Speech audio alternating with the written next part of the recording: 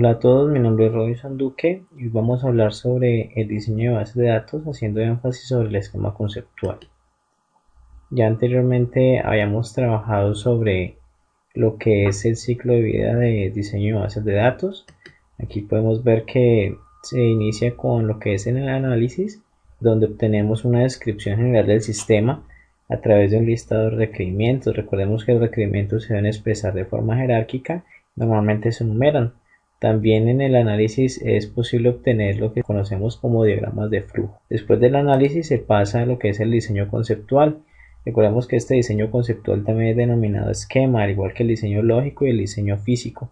El diseño conceptual o esquema conceptual básicamente obtiene como resultados el diagrama de entidad-relación o también el diccionario de metadatos. Cuando arrancamos con lo que es diseño conceptual o cualquier otro tipo de diseño, recordemos que estamos haciendo una abstracción de la realidad. Vamos a ver cómo se obtiene el diagrama de entidad-relación. Entonces hay una serie de pasos que se deben seguir. En este video tutorial vamos a cubrir los pasos 1 a 3. El paso número 4 no lo vamos a trabajar el día de hoy, puesto que requiere un tutorial más a fondo. Entonces arranquemos con lo que son la identificación de las entidades. Las entidades son básicamente elementos o son objetos o conceptos de interés.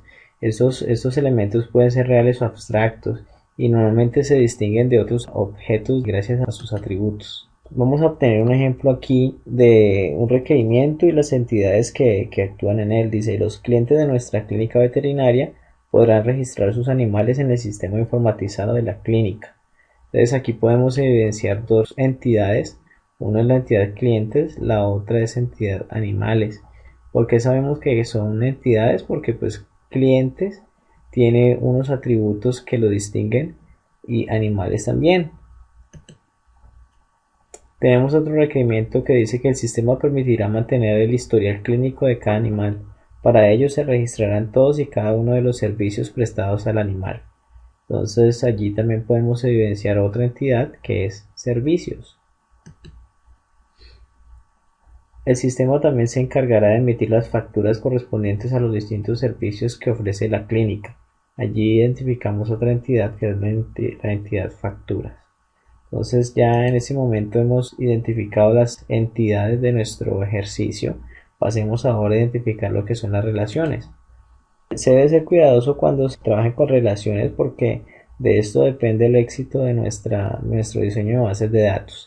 ¿Qué son las relaciones? Las relaciones son conexiones entre las entidades, pero hay que tener cuidado con no hacer relaciones falsas. Por ejemplo, hay personas que tenderían a decir una persona tiene o está relacionado con cédula, pero aquí hay que tener en cuenta, cédula no es una entidad, como lo vimos anteriormente, cédula es un atributo de la persona, por lo tanto no debe existir una relación entre persona y cédula. Persona sí es una entidad, pero cédula no lo es. Algunas personas dirían una persona tiene una cédula y una cédula pertenece a una persona, pero esta relación no es válida porque cédula es un atributo de persona. Vamos a ver otra relación que no es válida. Por ejemplo, un profesor pertenece a un departamento y un departamento tiene un profesor. Hay que ser cuidadoso con este tipo de relación porque estaríamos restringiendo nuestra base de datos, ya que en nuestra base de datos un departamento solo tendría un profesor asignado.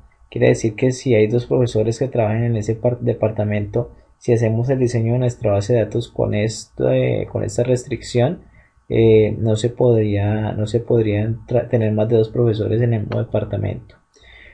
Tenemos entonces distintos tipos de relaciones. La primera relación que vamos a ver es la relación uno a uno. Vamos a ver dos ejemplos. Por ejemplo, un trabajador puede dirigir un departamento y un departamento es dirigido por un trabajador. Obviamente estas relaciones dependen del ejercicio que estemos realizando. Hay otra relación uno a uno también que es denominada relación involutiva, que es cuando una entidad está relacionada consigo misma. Por ejemplo, una persona está casada con una persona y viceversa. Hay que tener cuidado con las relaciones uno a uno, puesto que restringen nuestra base de datos. Estas relaciones uno a uno no son tan comunes y se resultan en algún modelo de entidad-relación, hay que tener mucho cuidado con ellas, porque ya cuando se pasa el proceso de diseño físico de nuestra base de datos, si se tiene algún error en una relación uno a uno, estaríamos restringiendo nuestra base de datos totalmente. Otro tipo de relación es la relación uno a muchos, ¿sí? Representada con un 1 y una m. Vamos a ver un caso donde no aplica la relación uno a muchos. Por ejemplo, miremos acá, un profesor enseña una asignatura y una asignatura es enseñada por muchos profesores. Si miramos esto, en el caso que un profesor vaya a enseñar 2, 3, 4 asignaturas, entonces estaría restringida. Por ejemplo, si un profesor enseña física y matemáticas, en este diseño no lo podría hacer. Por lo tanto, también hay que tener cuidado cuando se trabaja con relaciones uno a muchos. Por ejemplo, aquí tendríamos que un profesor pertenece a un departamento y un departamento tiene muchos profesores. Otros ejemplos, un cliente puede tener muchas facturas y cada factura pertenece únicamente a un cliente. Un estudiante pertenece a un grupo y un grupo puede tener muchos estudiantes. Estas relaciones uno a muchos son las relaciones que buscamos tener generalmente en nuestras bases de datos. Nos queda una relación pendiente, que es la relación muchos a muchos. Vamos a ver algunos ejemplos. Un profesor enseña en muchos grupos y un grupo puede tener asignados muchos profesores. Actualmente en los bancos un cliente puede ser titular de muchas cuentas y una cuenta puede estar asignada no solamente a uno sino a varios clientes. También en las relaciones muchos a muchos se puede ver la relación involutiva, por ejemplo cuando un empleado dirige a muchos empleados o muchos empleados son dirigidos por muchos empleados a la vez. Estas relaciones muchos a muchos hay que ser cuidadosos con ellas porque pueden causar algo que denominamos redundancia en nuestra base de datos, es decir, que se dupliquen los datos de varias entidades en distintas tablas. Entonces estas relaciones se deben normalizar. Esta normalización es lo que les mencioné anteriormente que no vamos a tratar en este video tutorial. Entonces, continuando con nuestro ejemplo, tenemos aquí nuestras 4 entidades. Entonces vamos a empezar a identificar las relaciones. Por ejemplo, un cliente registra muchos animales y un animal es registrado por un cliente. Pasemos a la relación animales-servicios. Entonces, un animal puede tener muchos servicios y un servicio puede ser prestado a muchos animales. Continuemos con la relación clientes-facturas. Entonces, un cliente puede tener muchas facturas y una factura puede pertenecer solamente a un cliente. Finalmente, una factura puede registrar muchos servicios y un servicio puede estar registrado en muchas facturas. Otra forma de expresar estas relaciones es mediante una tabla, pero pues actualmente nos están solicitando que las trabajemos mediante el modelo entidad-relación, el cual tenemos aquí en este diagrama.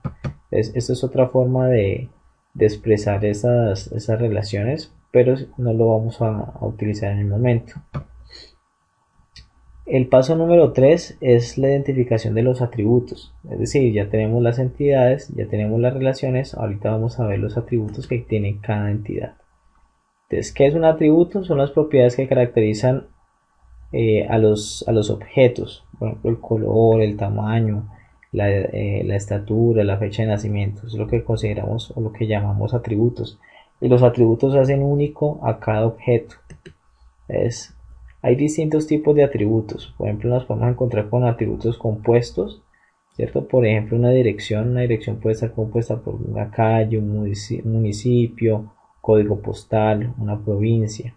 Y tenemos los atributos simples. Por ejemplo, una provincia es un atributo simple o un atributo atómico. Lo que buscamos generalmente en nuestras bases de datos es que los atributos están lo más atómicos posible. Hay atributos también monovaluados y atributos multivaluados, ¿sí? Por ejemplo, en una base de datos no se debe tener una columna que se denomine hobbies, porque esta columna va a contener múltiples valores. Por ejemplo, un hobby podría ser correr, escuchar música. Todos estos hobbies no se deben almacenar en la columna, entonces lo que se debe hacer cuando se piensa en tener atributos que van a tener que van a tener múltiples valores, de lo que se hace es crear una tabla nueva para cada uno de estos atributos. También tenemos lo que son atributos almacenados versus atributos derivados. Por ejemplo, la fecha de nacimiento sería un atributo que se debe almacenar. La edad es un atributo que se deriva de la fecha de nacimiento, entonces no se debe almacenar en nuestra base de datos. Tenemos otros tipos de atributos que son lo que conocemos como claves. Entonces hay distintos tipos de claves, pero básicamente las claves son los que nos permiten identificar a cada entidad dentro de un conjunto de entidades. Entonces, dentro de estas claves está lo que conocemos como la superclave, que es un conjunto de atributos que permite identificar unívocamente a cada entidad. Por ejemplo, en una persona, en un cliente, podríamos hablar del documento de identidad, los nombres, los apellidos, la dirección, el teléfono, la fecha de nacimiento. Todos estos atributos conformarían lo que conocemos como una superclave, y todos estos atributos a su vez nos permitirían identificar una persona. También está lo que es la clave candidata. La clave candidata es una superclave con un número mínimo de atributos.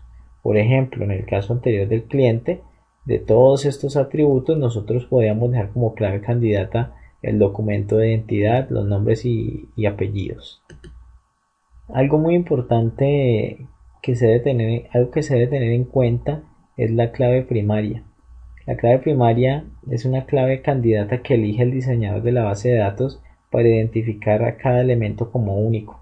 Por lo general, el administrador de bases de datos o el diseñador de bases de datos lo que hace es poner un ID que lo administre el sistema gestor de bases de datos. Vamos a ver un ejemplo. Si consideremos la entidad alumno, podríamos tener los siguientes atributos: nombre, semestre, especialidad, dirección, teléfono, ID del alumno. De todos estos atributos, el que podemos designar como llave primaria es el ID alumno, ya que es diferente para cada alumno y este no se identifica en la institución.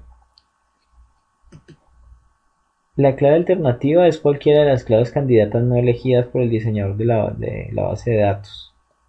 Por ejemplo, la clave primaria de la entidad de clientes puede ser el ID cliente. La clave alternativa puede ser el documento de identidad, los nombres y apellidos. Estas claves alternativas normalmente se utilizan cuando se está diseñando ya la aplicación, pero generalmente la clave primaria es suficiente para trabajar con cualquier tipo de bases de datos. Entonces ya tenemos aquí nuestro modelo de entidad relación. Vamos a identificar los atributos de cada una de las entidades. Por ejemplo, aquí en clientes yo lo que hice fue asignar un ID cliente. Este ID cliente va a ser mi llave primaria y voy a identificar unívocamente cada cliente.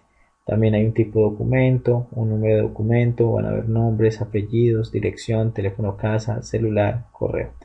Esta entidad no está normalizada, es decir, todavía hay que hacerle algunos arreglos.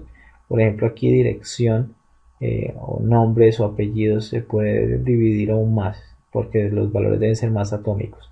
En animales nos encontramos con ID animal, nombre, especie, raza, color, tamaño y fecha de nacimiento.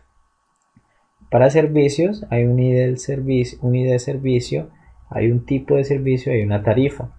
Y en las facturas hay un ID de factura y una fecha.